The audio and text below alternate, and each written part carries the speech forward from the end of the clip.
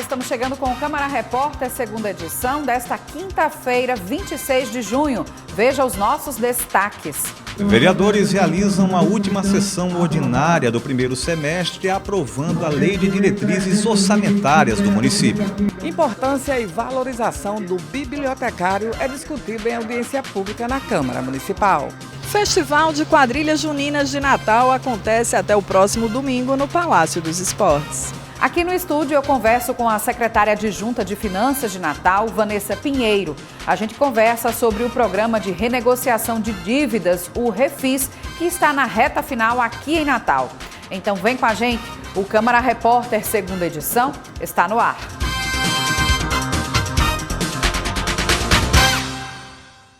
Os vereadores de Natal aprovaram nesta quinta-feira a Lei de Diretrizes Orçamentárias durante a sessão ordinária, com o encarte de algumas emendas que foram amplamente discutidas. A conclusão dessa votação inicia o recesso parlamentar. Na última sessão ordinária, antes do recesso parlamentar, os vereadores da Câmara de Natal aprovaram o projeto de autoria do chefe do Poder Executivo, que dispõe sobre as diretrizes orçamentárias para a elaboração do orçamento geral do município para o exercício de 2026. Eu quero, em nome do Poder Legislativo, parabenizar os 29 parlamentares dessa casa, que essa semana trabalhou incansavelmente, passando até do seu horário, do seu turno, mas que estão aqui para garantir, de certa forma, a lei orçamentária ser votada para que a gente dê início a um novo semestre. Vamos entrar em recesso com a certeza que cada parlamentar tentou fazer o melhor, que nesses 6 meses foi apresentado o maior número de requerimentos, projeto de lei, que foi sancionado pelo prefeito, e minha torcida é que o próximo semestre a gente possa vir com esse mesmo gás, porque quem ganha é Natal e toda a população. Na sessão, diversos projetos foram apreciados e aprovados em regime de urgência. Um deles, de autoria do vereador Cláudio Custódio, dispõe sobre a implementação de filtros de acesso a conteúdos impróprios no acesso à internet em redes públicas e privadas para proteger crianças e adolescentes. O projeto foi pensado com colegas, amigos, técnicos nessa dinâmica da tecnologia.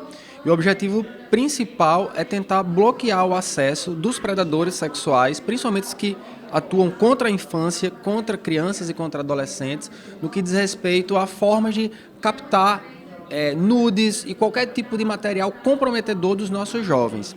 Então vou dar um exemplo. Contratos públicos que envolvam tecnologia, internet, todas as empresas que forem contratadas pelo município, após os processos licitatórios, elas vão ter que colocar nos sistemas onde elas estiverem atuando filtros nos proxies, nos firewalls, nos roteadores, para impedir que predadores sexuais que eventualmente utilizem esses canais de comunicação, eles não tenham acesso a esse tipo de canal. O projeto ele remete não só às repartições públicas, contratos, como também a escolas, hotéis, principalmente a dinâmica dos hotéis e das pousadas. Por quê? Como Natal é uma cidade turística, a gente sabe que muitos predadores vêm para cá e usam a internet como canal de entrada para acessar esses jovens. Então a dinâmica é que hotéis e pousadas sejam mais monitorados com relação a esses filtros e que tenham sempre atualizados os principais sites que os predadores usam para acessar os nossos jovens. Outro projeto aprovado em regime de urgência, de autoria do chefe do Executivo Municipal, concede o reajuste de 5,48% no salário dos servidores da Guarda Municipal de Natal. Também foi aprovada a matéria de autoria do vereador Eribaldo Medeiros, que altera a nomenclatura da Guarda Municipal de Natal para Polícia Municipal de Natal. Esse projeto ele foi discutido no Supremo Tribunal e no colegiado foi todos favoráveis. Quando foi publicado no acordo da União, eu fui o primeiro vereador no Brasil a apresentar esse projeto de lei aqui em Natal, mudando a nomenclatura da Guarda Municipal para Polícia Municipal de Natal. Por que nós apresentamos esse projeto? Porque muitas das vezes as pessoas não tinha a guarda como guarda patrimonial ou vigia dos prédios públicos. Então, com a nomenclatura de polícia, vai garantir mais o respeito e principalmente trazer mais segurança para a população de Natal. Também foi aprovado o projeto que proíbe a contratação de shows, artistas e eventos abertos ao público infanto-juvenil que envolvam, no decorrer da apresentação, expressão de apologia ao crime organizado e uso de drogas. A iniciativa é do vereador Subtenente Eliabe. O projeto que foi votado aqui hoje, ele veda a contratação por parte do município de shows e artistas, né, que façam apologia ao crime, a facções criminosas, a drogas e vá de encontro com a lei. Ou seja, é uma coisa muito clara o objeto do projeto. Afinal de contas, como todos sabem, a apologia ao crime é crime. Então, alguns pseudo-artistas se utilizam da música para justamente disseminar essa prática, e quando deve ser o contrário, a gente deve desencorajar as pessoas à prática delituosa, à prática do crime, a questão do tráfico e do uso de drogas. Então isso é muito importante. O nosso projeto ele tem esse objetivo. E outra coisa, ele tem um destino específico, justamente é proteger as nossas crianças e os nossos adolescentes desse tipo de conteúdo. Instituir em Natal a política municipal de incentivo ao descarte irregular de resíduos sólidos por meio da implantação gradativa de ecopontos. O projeto do vereador Preto Aquino também foi aprovado. De Natal tem muito a crescer ainda nesse assunto, infelizmente. A conscientização, a educação ambiental é muito difícil na nossa cidade. Todos os bairros, todos os conjuntos, loteamentos, comunidade em geral da nossa cidade acontece, e é do conhecimento inúmeros os pontos onde as pessoas descartam, jogam metralhas, lixos, podas diariamente, causando transtorno, questão da saúde pública, principalmente um gasto muito alto, porque cada carrada de lixo que é retirada e colocada, jogada no seu local específico, é um custo muito alto para a prefeitura. Esperamos que sejam colocados mais ecopontos na nossa cidade, para que assim as pessoas comecem a se conscientizar, trabalhar a educação ambiental, que a nossa cidade passe a ser uma cidade limpa, bonita e organizada de se viver. Também foi aprovado o projeto da vereadora Brisa Braque, que denomina de Jaqueline Brasil o Centro Municipal de Cidadania LGBT de Natal. Nós perdemos essa semana, né, essa grande militante do movimento trans, travesti, não só aqui de Natal, uma grande militante do movimento nacional, né, a nível nacional, e nada mais justo do que homenageá-la. Então, essa semana, que é também a Semana do Orgulho LGBT, nós vamos aprovar aqui a nominação do Centro de Referência LGBT aqui de Natal para carregar o nome dessa grande ativista, Jaqueline Brasil, que foi tão importante, inclusive, para a existência desse centro LGBT, sempre participou dos debates, das discussões, dos encontros, das atividades feitas pelo Centro LGBT, que acontece no mesmo prédio do ambulatório TT, no ambulatório trans e travesti. Então, nada mais justo do que fazer essa justa homenagem com o apoio aqui de todos os colegas vereadores desta casa e dizer, Jaqueline presente hoje e sempre, né, a sua memória para nós é uma memória de muita luta e que nos orgulha e nos inspira a seguir lutando. A praça, que está sendo construída na divisa do bairro Planalto com o conjunto Cidade Satélite, se chamará Praça Santo Ambrósio Francisco Ferro. A proposta aprovada pelos parlamentares é do vereador João Batista. É um equipamento esportivo bastante esperado, né, pela comunidade, que está sendo construído ali na divisa dos dois bairros, do conjunto Cidade Satélite e também do bairro Planalto, né? E hoje foi aprovado aqui o nome da praça, né, que será chamada de Santo Ambrósio Francisco Ferro, em homenagem ao padroeiro da nossa comunidade e também aí homenageando a todos os paroquianos do bairro Planalto. A matéria que dispõe sobre a instituição da Semana Municipal da Maternidade Atípica, de autoria do vereador Herbert Sena, também foi aprovada. Primeiro a gente criou, né, pensou com muito cuidado, com muito zelo, depois de conversar, né, com toda a rede de apoio às pessoas com deficiência, a gente criou a Semana, né, de apoio às mães atípicas em nossa cidade. A gente sabe que muitas das vezes é mãe de primeira viagem, nunca teve essa circunstância toda para lidar com um filho com deficiência. Então, a gente abriu essa semana para criar uma rede de apoio, para criar solidariedade, para criar orientações. Então, o que nosso mandato pensa, acima de tudo, é fortalecer toda essa rede para que possamos ter uma conscientização melhor para as mães atípicas e, acima de tudo, lutar por uma sociedade mais justa, mais igualitária, respeitada, acima de tudo, e que não só a mãe, mas toda a família se sinta apoiada, valorizada, que esse é o nosso maior intuito, desde quando chegamos aqui, lutar pelas pessoas com deficiência e, acima de tudo, hoje, garantindo também esse apoio para as mães atípicas da nossa cidade. Então, esse projeto, e aqui a gente fica feliz em todos os vereadores poder somar nossa luta e aprovar em unanimidade um projeto de tamanha valorização e importância. Ainda na sessão foi aprovado o projeto que dispõe sobre a vedação da entrega de produtos ou encomendas enviados por terceiros pelo uso de serviços de entrega que não disponham de identificação de remetente. A matéria é de autoria da vereadora Camila Araújo. O projeto de lei ele visa proibir a entrega de mercadorias sem a identificação de quem está enviando, quem está remetendo essa mercadoria, principalmente os gêneros alimentícios, em razão dos últimos casos que vem acontecendo no Brasil. Nós tivemos no Maranhão o caso de uma pessoa que morreu após ingerir ovo de Páscoa que estava envenenado e ela recebeu de forma anônima esse presente.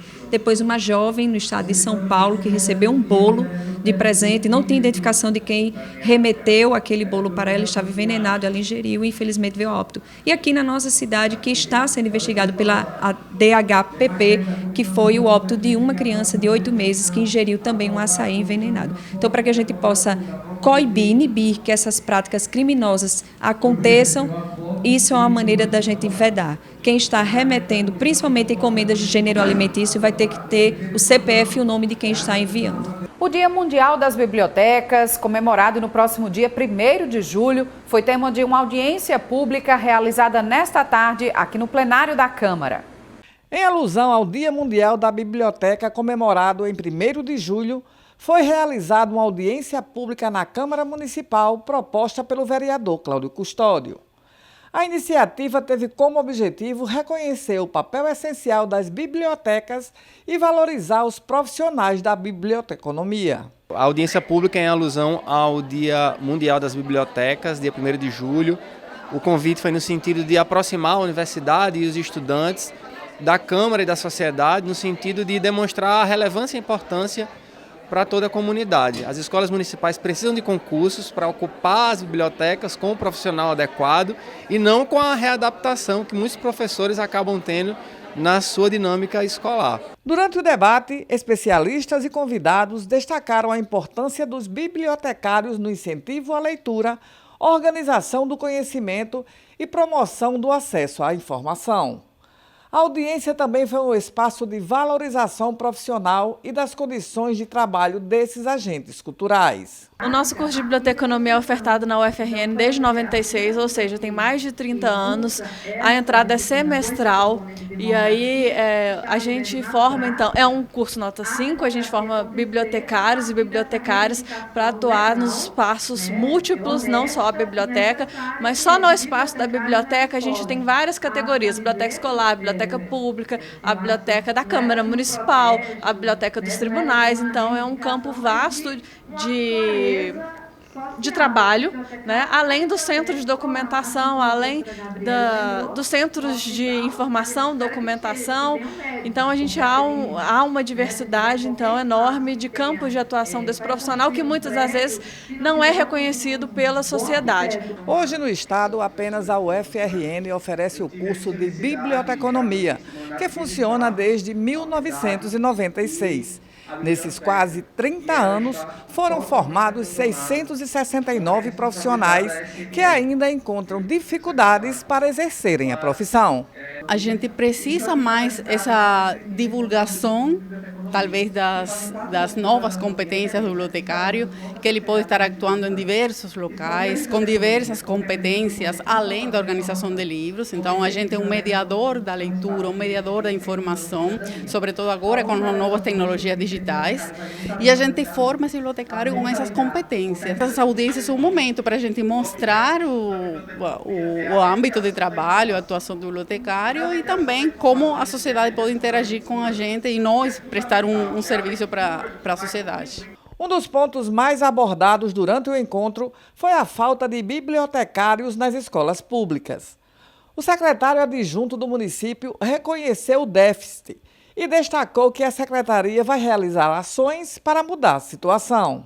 Nós sabemos da nossa realidade, ainda carecemos desses profissionais em número necessário dentro da nossa rede, mas nós já estamos agindo nessa situação, nós estamos com a nossa comissão formada na nossa secretaria, que juntamente com os encaminhamentos que tiraremos aqui dessa audiência pública, nós vamos abranger, estender essa discussão para num espaço de tempo bem curto, breve, a gente consiga trazer os profissionais bibliotecários para dentro da nossa estrutura, para o nosso corpo técnico da nossa Secretaria Municipal de Educação. Profissionais e alunos do curso de Biblioteconomia participaram da reunião, falaram sobre os desafios da profissão e defenderam políticas públicas que fortaleçam o papel das bibliotecas como espaço de inclusão, cidadania e transformação social. A gente não é acostumado a frequentar esses lugares desde criança, assim. Se você perguntar para uma criança pequena se ela teve acesso a bibliotecas e de conhecer, muitas vão dizer que a biblioteca da minha escola era fechada. Mas isso é justamente um problema de políticas públicas, entendeu? Porque a gente tem que ter o profissional, tem que ter o bibliotecário lá para as pessoas terem acesso. Se a gente vive numa sociedade da informação, nada mais adaptado ao bibliotecário, que tem como objeto a mediação da informação.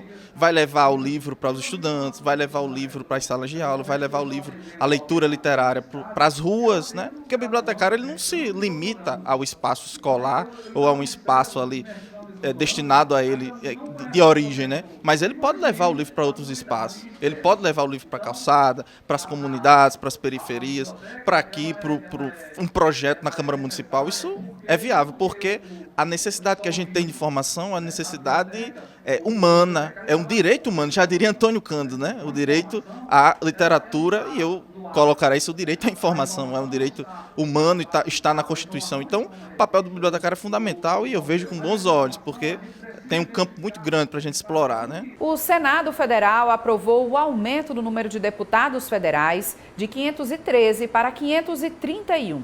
O Rio Grande do Norte vai ganhar 2 novas cadeiras, passando de 8 para 10 parlamentares na Câmara Federal. Com isso, a Assembleia Legislativa do Rio Grande do Norte também deve crescer, passando de 24 para 30 deputados estaduais. Essa proposta atende uma decisão do Supremo Tribunal Federal que usa dados do censo 2022 para atualizar a representação dos estados. Apesar da promessa de que não haverá aumento de gastos, senadores contrários a essa proposta estimam um impacto de até 150 milhões de reais por ano com salários e estrutura. O projeto ainda deve voltar para a Câmara Federal e, se aprovado, já começa a valer a partir das eleições de 2026. Partidos políticos têm até o próximo dia 30 deste mês para prestarem contas com a Justiça Eleitoral. O repórter Robson Bezerra foi até a sede do TRE e traz mais informações. Os partidos políticos têm até o dia 30 de junho para prestarem contas do exercício de 2024. A gente vai conversar agora com Emanuel Pires, chefe da seção de análise de contas eleitorais e partidárias. Seja bem-vindo aqui ao nosso jornal. Conta para a gente os detalhes dessa informação. O prazo de prestação de contas ele está estabelecido na resolução 23.607 do TSE e vai até dia 30, né? Muito embora o prazo ele já se iniciou desde o dia 1º de janeiro. Ele vai do dia 1º de janeiro ao dia 30 de junho, né? É um prazo bem elástico e que permite que o partido providencie toda a documentação, né? Todos os registros necessários à prestação de contas. Se o partido não prestar essa conta, quais serão as punições? O partido que não prestar contas, ele pode ter, ele deverá ter um julgamento de contas não prestadas, um processo específico, né? E isso tem consequências legais. Ele fica impedido de receber recursos do fundo eleitoral e do fundo partidário, e pode até ter a anotação, sua anotação perante a Justiça Eleitoral suspensa, né, por decisão em processo específico. Então são 2 consequências bem importantes para a vida do partido. Quais são as documentações que são necessárias para fazer essa prestação de contas? Todos os contratos de despesas, né, notas fiscais, recibos, enfim, toda a comprovação das operações financeiras do partido devem ser anexadas ao sistema de prestação de contas e ao processo judicial eletrônico para que seja analisada pela Justiça Eleitoral. Vamos aproveitar aqui a janela do nosso jornal para fortalecer, né, convidar os partidos para prestarem essas contas. Então, recomendamos que o partido não deixe para a última hora, né? Temos ainda, até o dia 30, temos ainda alguns dias, né? Então, é importante que providencie o mais rápido possível toda a documentação e já vai inserindo no sistema para evitar contratempos de última hora. Então, é importante que isso seja providenciado a tempo. Obrigado pela participação. São essas as informações, eu volto com você. Uma lei que combate o assédio contra mulheres em academias aqui no estado entrou em vigor. Vamos entender um pouco mais sobre isso com o repórter Hugo Fernandes. A partir de agora, academias, escolas de dança, estúdios de ginástica, boxes de crossfit e demais espaços de atividades físicas em todo o estado vão ter que agir imediatamente quando uma mulher for vítima de assédio ou violência dentro do estabelecimento. A obrigação está prevista na Lei nº 12.221, sancionada pelo Governo do Estado e publicada no Diário Oficial desta quinta-feira. A nova legislação dá um prazo de 60 dias para que os estabelecimentos se adequem às exigências. Segundo a lei, qualquer caso de assédio ou violência deve ser comunicado imediatamente às autoridades competentes. A norma define constrangimento como qualquer insistência física ou verbal após a mulher ter deixado claro que não concorda com a interação. E violência é o uso da força que resulte em lesão, dano ou outras consequências previstas também no Código Penal. Entre os princípios obrigatórios estão o respeito ao relato da vítima, a preservação da sua dignidade, a rápida comunicação aos órgãos responsáveis e a articulação com outras instituições para enfrentar o assédio.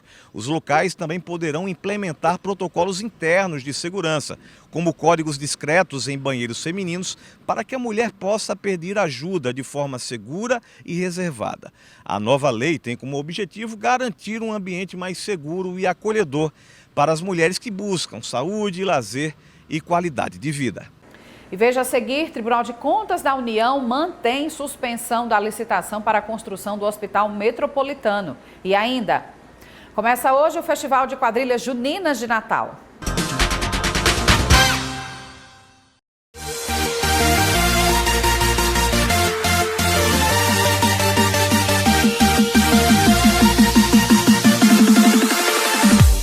Fala galera, passando para dizer que todas as notícias do esporte local você encontra no programa Câmara Esportiva. Aqui você tem matérias especiais, entrevistados, comentários de quem entende do assunto e muita interatividade. Lembrando que entramos no ar de segunda a sexta-feira ao vivo, sempre a partir de 1h20 da tarde. Te espero aqui na TV Câmara Natal. Até lá!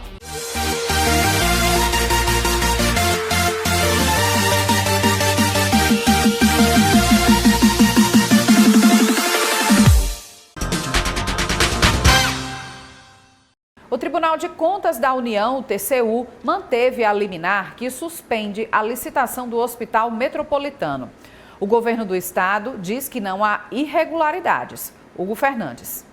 O Tribunal de Contas da União analisou a medida cautelar que suspende a licitação para a construção do Hospital Metropolitano do Rio Grande do Norte, orçada em R$ 200.700.000 em recursos federais. O relator do processo, o ministro Bruno Dantas, teve seu voto referendado pelo plenário da Corte. A decisão, portanto, mantém a paralisação temporária do processo licitatório, que já havia sido homologado no último dia 12 de junho e tinha início das obras previsto para julho. O processo corre em segredo de justiça e apura suspeitas de direcionamento e favorecimento a um consórcio formado por 3 empreiteiras. Segundo o TCU, o denunciante alega que houve um encadeamento de ações que violaram princípios como a isonomia, publicidade e razoabilidade. Em nota, o governo do estado negou irregularidades e reforçou que a licitação foi conduzida com rigor técnico e transparência.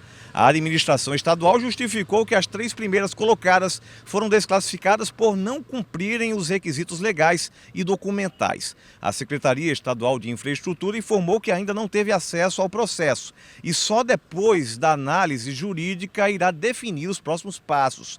O Hospital Metropolitano será construído no bairro de Emaús, em Parnamirim, e vai atender casos de trauma. A unidade é considerada uma das 3 principais prioridades do governo estadual, dentro do novo PAC do governo federal. E ainda falando de saúde, só que de outro tema relacionado, é que o Conselho Regional de Medicina do Rio Grande do Norte participou nesta tarde de uma audiência virtual com o Ministério Público Federal. O debate tratou de uma ação sobre o abastecimento de insumos dos hospitais estaduais. O repórter Robson Bezerra conversou com o presidente do CREMERNE e traz mais informações sobre os encaminhamentos. O Conselho Regional de Medicina do Rio Grande do Norte acionou a Justiça Federal para pressionar o governo relacionado à falta de insumos em hospitais aqui do nosso estado. Aqui ao meu lado está o doutor Marcos Jacome, seja bem-vindo aqui ao nosso jornal. O que é que foi decidido na tarde dessa quinta-feira em reunião? Participamos de uma audiência com a Justiça Federal. A discussão de hoje foi buscando soluções para que esses principais hospitais do trauma do Rio Grande do Norte, da rede CESAP, aqui em Natal, o Alfredo Gurgel, e em Mossoró, o Hospital Tarcísio Maia. Então, esses hospitais passam por dificuldades no seu abastecimento pleno. Isso pode gerar em uma situação em que um paciente precise da atividade do hospital para salvá-lo e, devido a alguma falta, isso pode prejudicar essa assistência, gerando até a possibilidade de morte. Diante desse quadro, acionamos a Justiça para que busquemos a solução para isso. A Secretaria, através da sua equipe, mostrou as dificuldades que tem para conseguir abastecer. São processos burocráticos, demorados, questão de pagamentos. Então, uma série de problemas contribuem para que esse desabastecimento aconteça. Então, hoje, a nossa mediadora, magistrada, a doutora Gisele, ela comandou essa audiência no sentido de que a CESAP providencie o mais rápido que possa a solução para esse problema. Então, vão ser informadas para a magistrada a situação de abastecimento real, se já houve chegada de algum medicamento, se ainda falta outro, para que as providências e as medidas possam ser tomadas para que os hospitais voltem ao seu normal e a população não tenha mais um risco com relação a desabastecimento. O prazo dado foram de quantos dias? Na verdade, hoje a equipe da Secretaria já saiu com uma missão de providenciar a agilização para tudo isso acontecer. Durante a semana, será informado para a magistrada ainda como é que está a situação de chegada de alguns medicamentos e alguns insumos e o que ainda falta para ser providenciado para ver se isso consegue uma agilização e consigamos o nosso objetivo, que é manter os hospitais abastecidos e funcionando a contento. Obrigado pela participação, doutor Marcos Jacome. São essas as informações. Eu volto com você. O governo do estado aderiu à implantação do programa do governo federal Luz para Todos. Edesiane Moreno traz mais informações. O governo do estado aderiu à implantação do programa do governo federal Luz para Todos, que assegura a tarifa social de energia a consumidores que utilizam até 80 kW por mês e estejam inscritos no cadastro único. No Rio Grande do Norte, serão beneficiadas 105 mil famílias que deixarão de pagar pelo consumo. Assim, o governo do estado renuncia à cobrança do ICMS e o governo federal passa a custear o consumo através de fundo específico. A isenção começa a vigorar a partir de 5 de julho e representará R$ 260 mil por mês em renúncia fiscal do ICMS. As famílias beneficiadas arcarão apenas com a taxa de contribuição para a iluminação pública nos municípios onde ela acontece. Mas as prefeituras podem adotar medidas para também isentar essa taxação, que é da competência municipal. O cadastro pode ser feito por meio do WhatsApp 3215-6001, pelo telefone 116 ou presencialmente nas lojas da Neoenergia Coserne. Quinta-feira é dia do nosso quadro Faça o Bem e hoje fomos conhecer de perto o trabalho de quem transforma a dor em esperança. O GAC, Grupo de Apoio à Criança com Câncer de Natal, acolhe com amor e cuidado dezenas de famílias que enfrentam o tratamento do câncer infantil. Um lugar onde o carinho também faz parte da cura.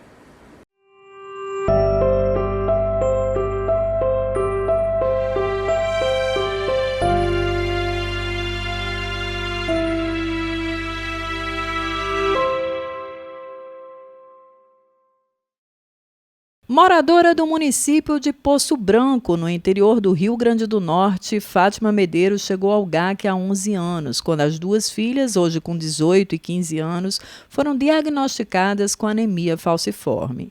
Ela destaca o trabalho diferenciado da instituição, que considera uma segunda casa. Quando eu cheguei aqui, realmente eu não sabia nem dizer o nome da doença dela. Para mim era tudo muito novo. Até que hoje em dia, que essa doença está sendo mais estudada, que antigamente realmente ela não estava nem no livro de medicina, que nem ela mesma falou, a médica. E aqui na casa de apoio, né, eu tenho toda assistência, eu tenho assistência social, tenho assistência pedagógica, tem o apoio nutricional, que é muito importante para a saúde delas.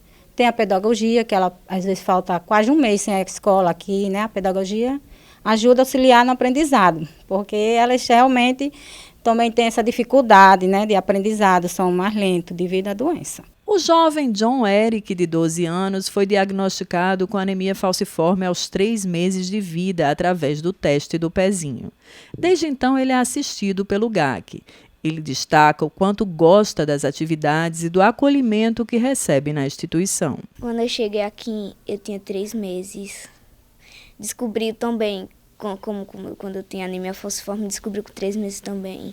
E o que me faz eu me divertir muito aqui é a salinha de tia Sheila, que é a pedagogia, a sala de tia Rose, e também várias coisas legais que dá para fazer aqui dentro, que eu gosto muito. E também mais os passeios também, os passeios eu me divirto muito. O Grupo de Apoio à Criança com Câncer é uma entidade sem fins lucrativos, que há 35 anos apoia crianças e adolescentes em tratamento oncológico e hematológico em Natal. Os assistidos recebem apoio psicológico, nutricional, social e pedagógico, atendimento odontológico, arte, musicalização, robótica, além de alimentação, hospedagem, fraldas, exames, medicamentos e cestas básicas mensais. O GAC esse ano completou 35 anos de existência, né? Uma data, na verdade, marco, né? Porque ao longo desses anos muita coisa aconteceu, né?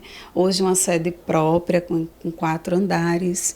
E assim, a nossa assistência, ela é uma assistência que vai desde o atendimento, acolhimento psicológico, nutricional, da assistência, né, o serviço social, e também o setor pedagógico, dando todo esse apoio a essas crianças que, infelizmente, por conta de uma doença crônica ou oncológica, precisa se ausentar também do âmbito escolar. Então, hoje são cerca de 300 crianças assistidas. Na verdade, a gente costuma dizer famílias, né?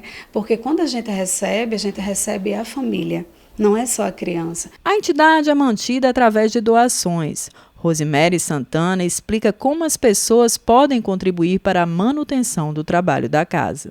O GAC, ele sobrevive realmente de doações, né? Então são pessoas que são tocadas. Eu digo que quando os doadores chegam no GAC, primeiro chega o coração deles, né? Então as doações, elas chegam de diferentes formas.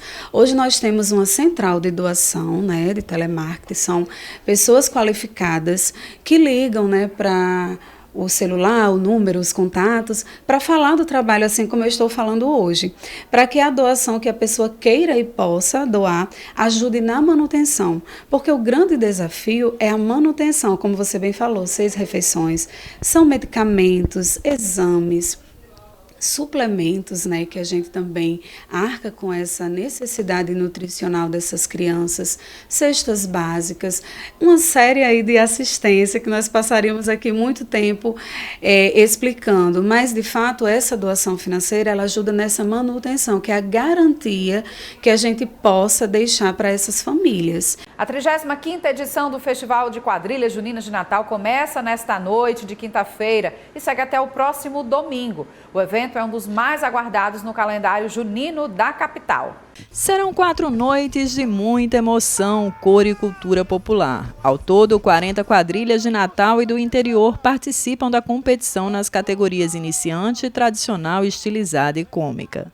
As apresentações começam todos os dias às 7 da noite e levam ao público uma mistura de teatro, dança e música que transforma o Palácio dos Esportes num verdadeiro espetáculo nordestino. O evento ele começa hoje, os portões vão abrir a partir das 18 horas, mas as quadrilhas elas vão começar a se apresentar a partir das 19 horas, todos os dias. A gente está em média de umas 40 quadrilhas e a Prefeitura do Natal abriu para não ser só quadrilhas de Natal. Então a gente tem quadrilha de Mossoró, de Açu, de Barcelona. Então, quadrilhas de toda a região do Rio Grande do Norte vão se apresentar aqui em Natal. O festival conta com investimento de 576 mil entre apoio financeiro às quadrilhas e premiação para os melhores grupos. O incentivo tem papel fundamental para manter viva essa tradição que movimenta economia, turismo e principalmente a paixão popular. É aqui no Palácio dos Esportes que a magia acontece. Essas arquibancadas estarão lotadas para ver e aproveitar o que há de melhor no São João, a cultura nordestina em movimento.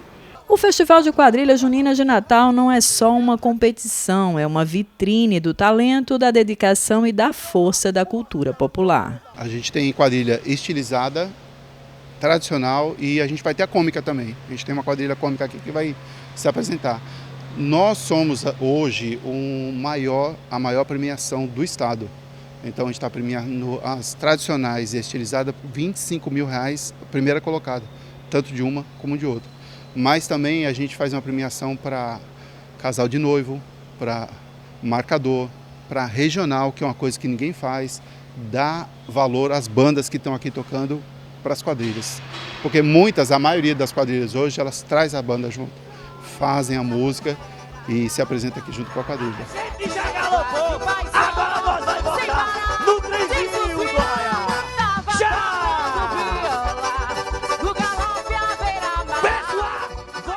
E só lembrando aqui que o acesso ao Palácio dos Esportes é totalmente gratuito, uma programação para toda a família curtir esse finzinho de período junino.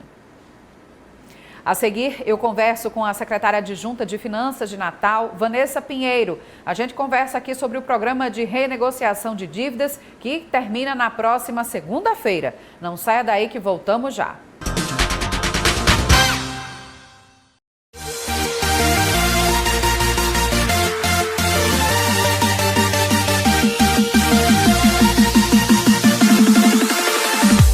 Fala galera, passando para dizer que todas as notícias do esporte local você encontra no programa Câmara Esportiva. Aqui você tem matérias especiais, entrevistados, comentários de quem entende do assunto e muita interatividade.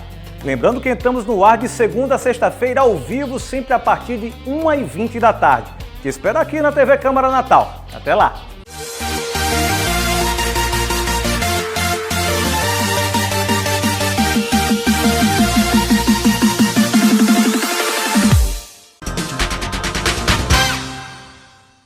Estamos de volta aqui com o Câmara Repórter e a gente recebe aqui no estúdio a secretária adjunta de Finanças de Natal, que conversa com a gente sobre o programa de refinanciamento de dívidas, o Refis, que está na reta final, né, realizado pela Secretaria. Secretária, seja muito bem-vinda aqui conosco. Obrigada, Larissa. Olá, telespectadores da Câmara Repórter. Obrigada pelo convite para virmos comentar um pouco sobre o sucesso do novo Refis 2025 da Prefeitura. Exatamente, secretária. O Refis vai terminar na próxima segunda-feira. Está nesses últimos 2 dias, mas ainda dá tempo, né? Fazer renegociação? Com certeza, dá tempo sim.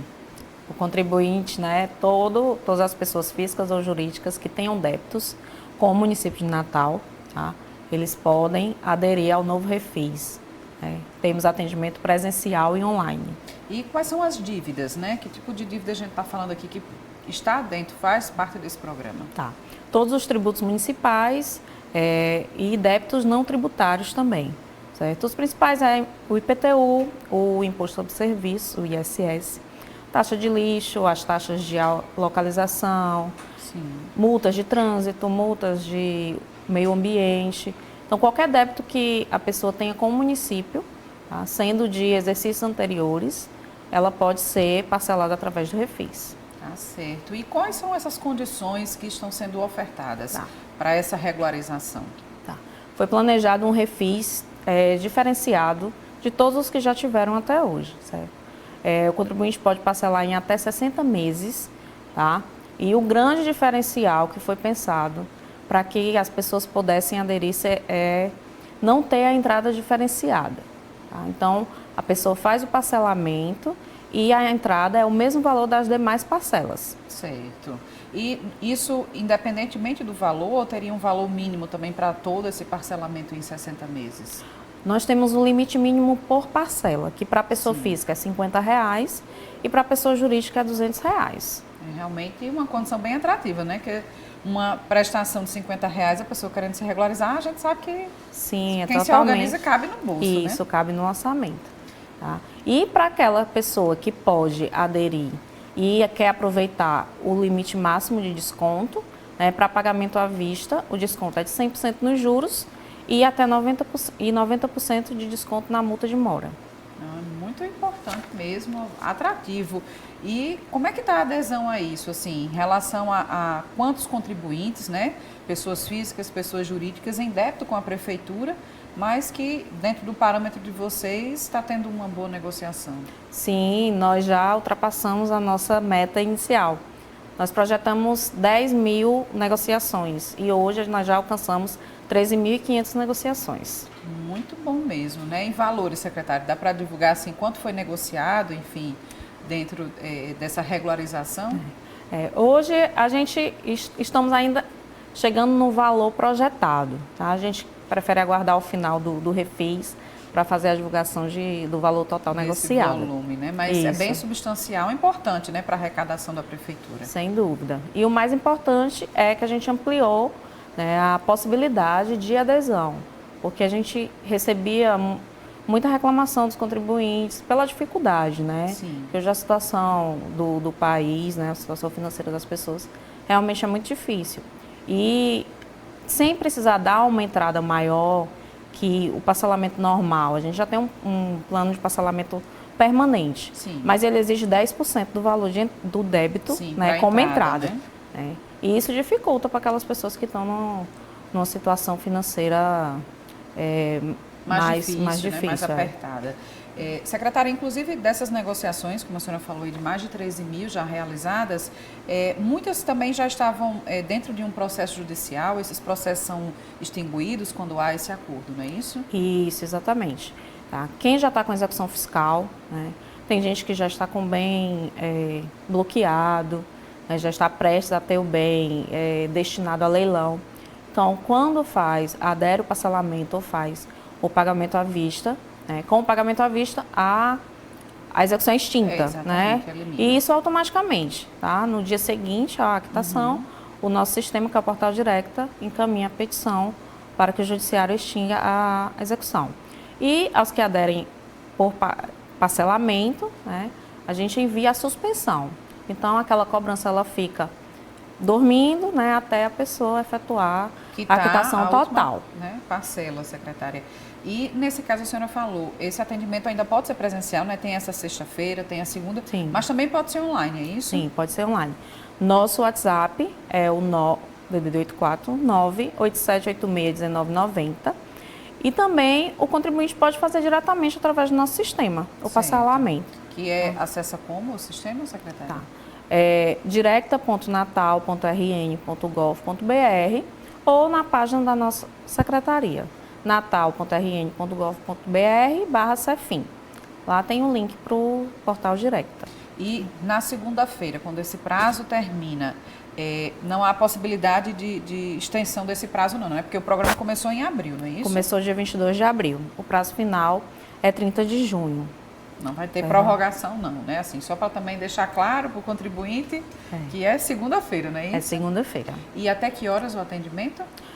O presencial é de 8 da manhã às 16, certo? E o online é até às 23h59 do dia 30, Certo, então quem tiver ainda, só correr, né, buscar a secretaria para fazer essa negociação quanto antes. O online, né? assim, no sistema, né? Isso. Mas tem que ressaltar que tem o horário de funcionamento bancário, né, para pagamento.